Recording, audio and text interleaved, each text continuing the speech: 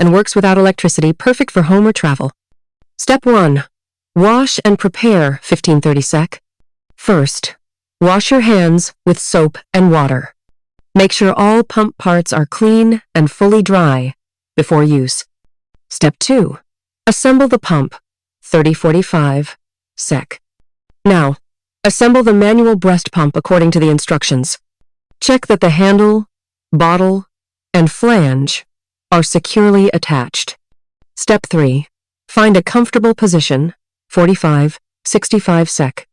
Sit in a comfortable position and relax your shoulders. Being calm helps improve milk flow. Step 4.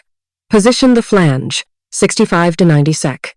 Center the flange over your nipple so it forms a gentle seal.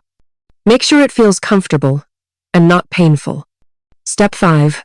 Start pumping, slowly, 90-120 sec. Begin by gently squeezing the handle. Use slow, steady pumps to stimulate milk letdown. Step 6.